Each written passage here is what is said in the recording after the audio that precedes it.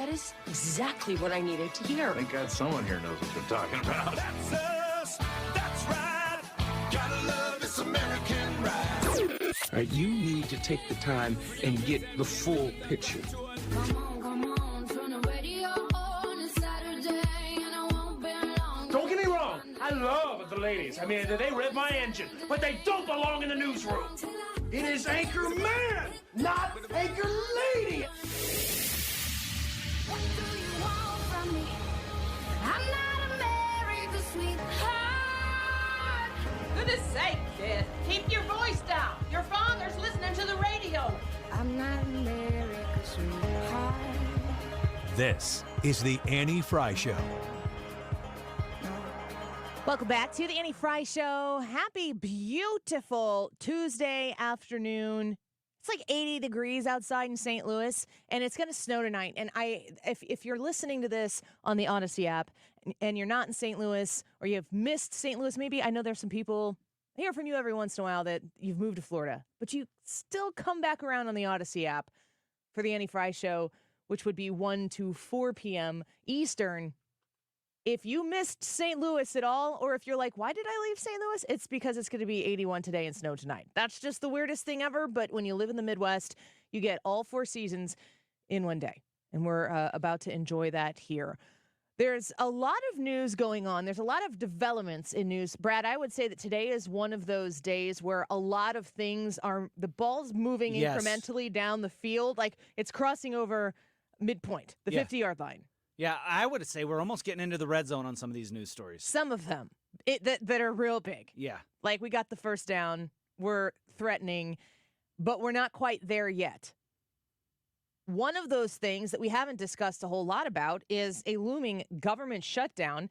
And while maybe we haven't talked about it as much on this show, the president of the United States did bring in the congressional leaders to discuss the looming government shutdown, and we got Chuck Schumer first. Yes. And then Hakeem Jeffries after that. They just spoke outside of the White House. Let's listen to Chuck Schumer first. In the Oval Office.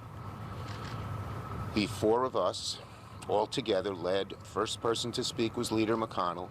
Well, the 5 of us, the president, the vice president, Leader McConnell, Leader Jeffries, and myself, made it so clear how vital this was to the United States. This was so important, and that we couldn't afford to wait a month or 2 months or 3 months because we would, in all likelihood, lose the war. NATO would be fractured at best. Allies would turn away from the United States, and the boldest leaders, the boldest autocrats of the world, the Putins, the Xis, the presidents of North Korea. I like the governor of North Carolina, actually. The presidents of North Korea and Iran would be emboldened, thinking that the United States was this soft, fat country that lost its way and would take advantage. And so we said to the speaker, get it done. I told him this is one of the moments, I said, I've been around here a long time. It's maybe 4 or 5 times that history is looking over your shoulder. And if you don't do the right thing, whatever the immediate politics are, you will regret it. I told him 2 years from now and every year after that. Because really it's in his hands. It's in his hands. We told him how important it was. It was passionate. I talked about my trip to Ukraine where I met soldiers who had Russian artillery in range with the drones they have, but had no ammunition to fire at them. We talked about 4 brigades who were ready to go, Ukrainian, no arms, and how serious the lack of arms was. And it was the consensus in that room, Zelensky and Ukraine will lose the war if we don't get the arms and don't get them quickly. The speaker brought up the border. We made it very clear to him that we want to do something real on border. And in fact, we Democrats in the Senate supported a border bill that very conservative groups, including the Border Patrol agents, the Wall Street Journal editorial page, and Chamber of Commerce were for, but said to hold up Ukraine, which, as he admitted, was a national imperative, because you can't do something else which we all would work on, was a non sequitur. There was no logic. There's a logic to solving the border. We want to solve it. But we have to do Ukraine right now because there's a weight that can get done quickly because that has broad bipartisan consensus, and the border takes some more work, which we'll be happy to work on to get it done, but not hold up the Ukraine bill for it. Senator Schumer. Let me first just thank President. So we're going to interrupt Hakeem Jeffries here, and that was Chuck Schumer who was just speaking from his side of the aisle. Mike Johnson came out in a little bit afterwards here, and I want to give you Schumer's side and Mike Johnson's side. So you get somebody from the left, the leader of the Democrats in the Senate, and then we'll have the Republican response with Mike Johnson here in the House. Let's listen into the speaker reacting after this meeting with the president on the government shutdown. That's Mike Johnson speaking now after his meeting with the Big Four and the president. Something states over the last several weeks, going around the country, appearing at events with my colleagues, and we're hearing from the American people of all parties and all persuasions in all cities and all states who feel this acutely. They understand the catastrophe at the border is affecting everyone, and it is top of mind for all the American people for that reason.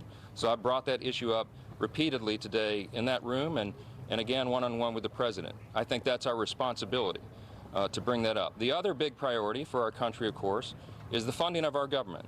And we have been working in good faith around the clock every single day for months and weeks and over the last several days, quite literally around the clock, to get that job done. We're very optimistic. I hope that the other leaders came out here and told you the same. We believe that we can get to agreement on these issues and prevent a government shutdown, and that's our first responsibility. You also heard, I'm sure, that there was discussion about the supplemental spending package, and I was very clear with the president and all those in the room that the House is actively pursuing and investigating all the various options on that, and we will address that in a timely manner. But again, the first priority of the country is our border and making sure it's secure. I believe the president can take executive authority right now today to change that, and I told him that again today in person, as I've said to him many times, publicly and privately over the last several weeks. It's time for action. It is a catastrophe, and it must stop. And we will get the government funded, and we'll keep working on that. So we'll have more for you soon.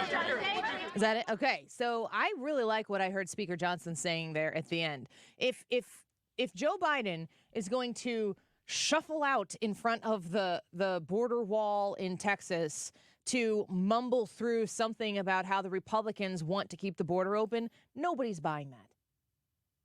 Nobody is that stupid to buy that. What they will be is either incensed that he would imply that you're that stupid, or entertained watching Joe Biden do his best effort to get under people's skin like you and me. There's nobody who's like, wow, I hadn't really thought of it that way. Thank you, Joe Biden, for enlightening me. That's not happening. No serious person. No voter. I guess they come to your house now and just say, can you just sign here? I don't see how Joe Biden, it is quite a quandary for the Democrats because the more he's not present, the more it subsidizes the idea that he's incapable. The more he is present, you don't even have to ask questions because he's so incapable. Yeah. What do you think? I liked what he said. Actually, I kind of got the impression, too, that even if Joe Biden would take executive action, then they're willing to negotiate on these other things. I'm okay with that. I am, too. Because they will have pushed him into doing that. Right. And give me the power, which is what he keeps moaning and groaning about what the Republicans in the House need to do. That has been his line for 3 to 4 weeks. If he goes and acts on executive action, that is an admission of two things. Yes. One, that he broke it, and two, that he could fix it all along, and he tried to use it as a political trump card on the House Republicans, and he lost. So, yes, Mr. President, let's not play politics here. Yeah. Do it. And then we can get Ukraine funded, to whatever extent that is, get Israel funded to whatever extent that is, and we can move on and make sure the government stays open. I think that's a good move for the Republicans in that sense because that's a political win all the way around, but also it's also what's best for the country. It's what's best for the country. It's great. We do need to see the House Republicans. You've got this one really super annoying section of power. Don't give it up. Don't give it up on the behalf. Don't give it up and give up the security of the country. You are the ones who are fighting right now to get the border protected and secured. And I hesitate. This is one of the things when Brad and I went to the border last, was it June? June, yeah. We went to McAllen, Texas. We were there for 3 days, I think. And I remember somebody saying, you know, we don't, like, this is semantics, but it is a distinction that I think matters.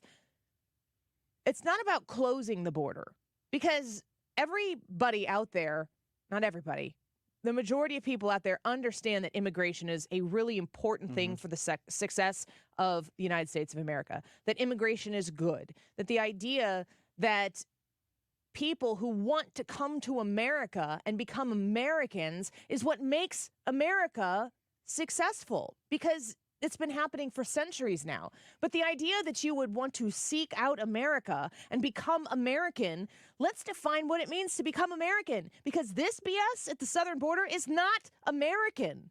It's anti-American. It's America last. It's taking you and your tax dollars and saying, shove it up the back end because we don't care about you. And as we overspend and we overcommit the generations to come, we are going to import people here. Why? Because they think they're going to vote for them? That is America last. It is big leftist progressive government first. And remember, the people who worked in this activist division of the Democrat Party, they worship at the altar of government. They too believe that their rights come from God, but their God is big government. When Joe Biden, is he going to be speaking during our show? I'm not sure. Or if it's this evening. They're supposed to be there at the same time. And I think they should have a debate in front of the big wall that Donald Trump had built, that Joe Biden started building on because he got pressured to resume that. There's a lot of stuff developing. The first story is the government shutdown. Yes, there might be a government shutdown. This is our biannual. Does that mean twice a year? Or does that mean every 2 years? Well, it could mean every other year or... How is that possible? It should mean one or the other. If you say biweekly, that means if you get paid biweekly, that means you get paid every other week. Every other week or twice a week. I choose that one. Yeah, full paycheck each time. Are you sure? Yes, it can mean both. I was questioning because I did not know yesterday if moles dig for worms, because Ryan made a bold statement, and it turns out my dad texted me and he was like, they love digging for worms. I was like, okay, Dad. Ryan wouldn't answer my question. No. But I'm asking you. Bi-weekly can mean twice a week or every other week. Yes. God dang it. I hate that. I do too. That can't be possible. It doesn't make it clear. It seems like something that in the majority of the times that you would use it would need to be explicitly clear.